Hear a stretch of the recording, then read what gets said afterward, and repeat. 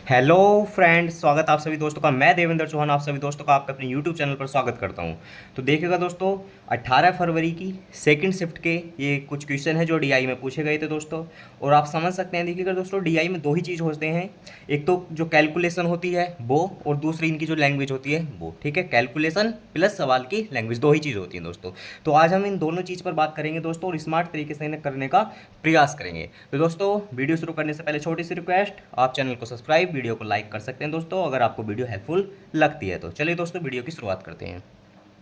क्या कहा दोस्तों, देखिएगा, 5 महीनों के दौरान 5 कंपनियों द्वारा बेचे गए उत्पादों की संख्या। ठीक है दोस्तों, ये महीने हैं और ये कंपनी है, PQRST। ठीक है दोस्तों, पहली लाइन जनवरी में बेचे गए, दूसरी फरवरी में बेचे गए उत्पादों की संख्या, तीसरी मार्च, चौथी अप्रैल और पांचवी मई। ठीक है दोस्तों, पढ़ेंगे पहला सवाल।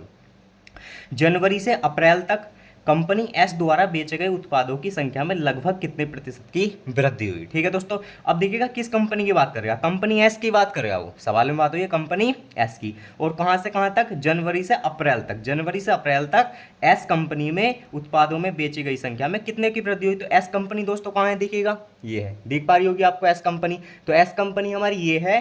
तो एस कंपनी में हमें देखना जनवरी से अप्रैल। तो दोस्तों देखिएगा, जनवरी में पहली पहली लाइन है, तो जनवरी में कितने बेचे गए थे, 85। ठीक है, और अप्रैल तक हमें देखना, अप्रैल में कितने के बेचे गए दोस्तों, 140। ठीक है भाई, कंपनी एस ये है, जनवरी में 85 और अप्रैल में 140। तो कितने की वृद्धि हुई दोस्तों, 85 में 15 डालेंगे 100 और 40 ये, तो 40 और 10 50 और 5 55।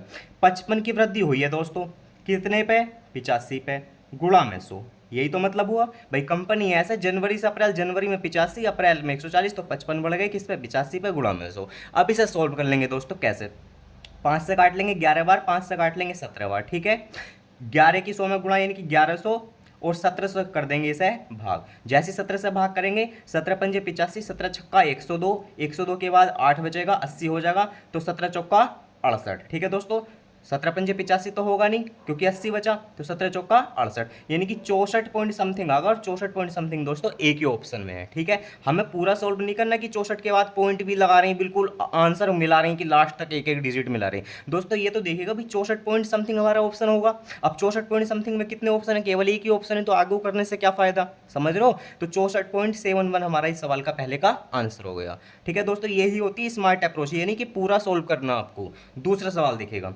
मार्च में कंपनी पी और आर द्वारा बेचे गए उत्पादों की कुल संख्या का अप्रैल में उन्हीं कंपनियों द्वारा बेचे गए उत्पादों की कुल संख्या से अनुपात क्या है दोस्तों। देखिएगा, मार्च में कंपनी पी और आर द्वारा, ठीक है, मार्च में कौन सी कंपनी, पी और आर द्वारा, तो मार्च में आई यानी कि तीसरा महीना। ठीक है, तो तीसरे महीने में कौन सी कंपनी है, पी और आर। तो पी ने देखिएगा दोस्तों कितने बेचे हैं, 180 है ना, और आर ने कितने बेचे हैं दोस्तों, 115। देख रहे होंगे भाई, मार्च में बताना, मार्च में हमें, तो मार्च में पी और आर, तो मार्च का महीना ये है, तो पी कंपनी ये है और आर कंपनी ये है, तो 180 और 115। तो जोड़ेंगे कैसे दोस्तों, ये देखिएगा, 100 और 100 200, 280, 290, 295। ठीक है, ऐसे ही जोड़ना है आपको भी। उसके बाद तो मार्च में कंपनी पी और आर द्वारा बेचे गए उत्पादों की कुल संख्या का अप्रैल में उन्हीं कंपनियों द्वारा, अब अप्रैल के महीने में आओ, अप्रैल का महीना कौन सा दोस्तों, ये वाला। ठीक है, तो 160 और 240, तो 200 और 100 300, 360 और 400, तो ये हो गया हमारा 400। बस क्या बताना दोस्तों, अनुपात बताना।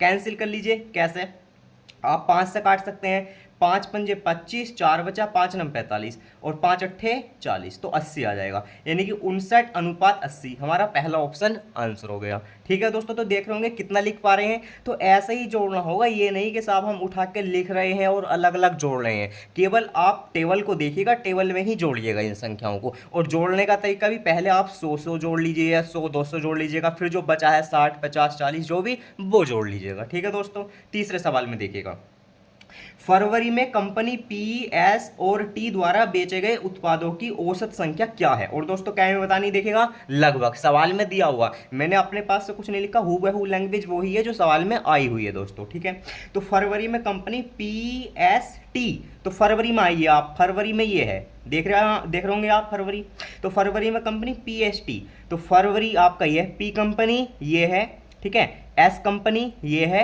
और टी कंपनी ये है। ठीक है, तीन कंपनी की बात हुई थी, पी एस टी, तो पी पहले वाली, एस ये वाली और टी ये वाली, इन्हें जोड़ लीजिएगा दोस्तों। देखिएगा 110 और 90 कितने हो गए 200, 200 और एक 300, 355 हो गए दोस्तों। तो टोटल योग हो गया हमारा 355 बटे में। हमें क्या बताना है औसत। अब औसत का मतलब आपको पता ही है, पदों का योग बटे पदों की संख्या। कितनी कंपनी है 3, तो तीनों का योगफल हो गया और बटे में 3।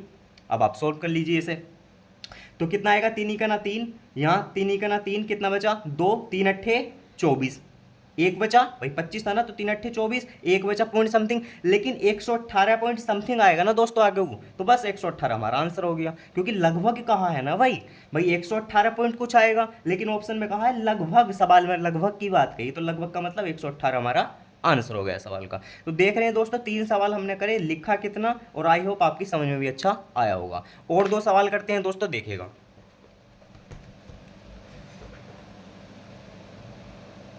अब देखिएगा दोस्तों इन 2 सवाल में क्या कहा है, फिर वही टेबल है, 5 महीनों के दौरान 5 कंपनियों द्वारा बेचे गए उत्पादों की संख्या।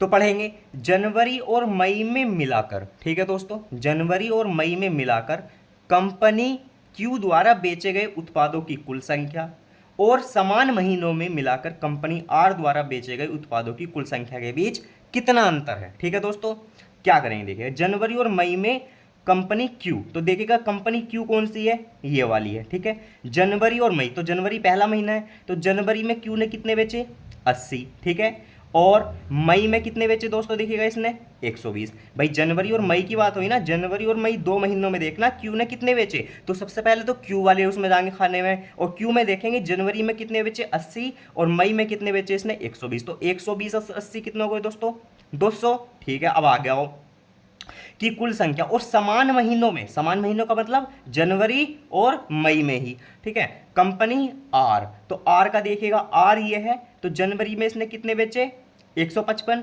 और मई में कितने बेचे दोस्तों इसने 130, तो 100 100 200 55 और 30 85, तो ये हो गया हमारे 285। कितने का अंतर है आप देख पा रहे हैं, 85 का अंतर है, यही आपके सवाल का आंसर है। तो बताइए कोई सवाल है ये डीआई का, बिल्कुल इजी सवाल है। तो दोस्तों बस देखिएगा लैंग्वेज का ही खेला होता है इन सवाल में।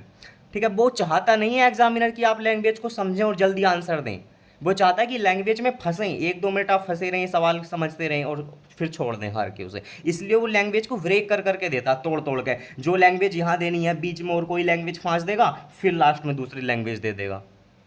तो अगले सवाल पाइए दोस्तों, मार्च अप्रैल और मई में मिलाकर कंपनी टी द्वारा बेचे गए उत्पादों की कुल संख्या में से 32% माइल्ड स्टील से बने थे।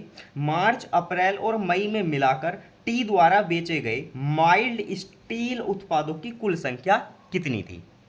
देखिएगा दोस्तों मार्च अप्रैल और मई में मिलाकर कंपनी टी, अब देखिएगा कंपनी टी कहाँ है, ये है कंपनी टी। ठीक है, तो मार्च अप्रैल मई में देखिएगा, मार्च अप्रैल मई यानी कि लास्ट के तीनों महीने, मार्च अप्रैल मई यानी कि ये और ये, इन तीनों को जोड़िएगा आप, तो 165 165 120। अब कैसे जोड़ेंगे दोस्तों, देखिएगा 165 है 165 है, 2 से गुणा कर देंगे भाई, 165 165 2 बार, तो 160 दूनी 320, 5 और 5 10, यानी कि 330 तो होगा ये। ठीक है, 330 में 20 डाल देंगे 350 और 100 डाल देंगे 450। तो ऐसे ही जोड़ना है दोस्तों, यही होता है फंडा, जिसमें विद्यार्थियों में आता है क्या, नंबर में अंतर। कुछ ऐसे जोड़ेंगे, कुछ लिख के जोड़ेंगे। ठीक है, तो 165 दूनी 330 हो गया, 330 और 100 430 और 20 450। अब इन 450 बेचे गए उत्पादों की संख्या में से कहा है कि टी द्वारा बेचे गए उत्पादों की कुल संख्या में से 32% माइल्ड स्टील से बने, तो इसका 32% क्या आप निकाल नहीं सकते भाई, बिल्कुल लीजिए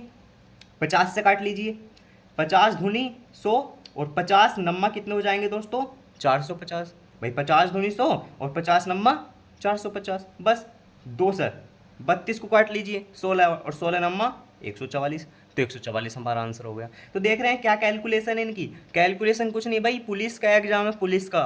ठीक है, कोई अकाउंटेंट का एग्जाम थोड़ी है, तो वैसे ही सवाल आएंगे जैसा लेवल है दोस्तों।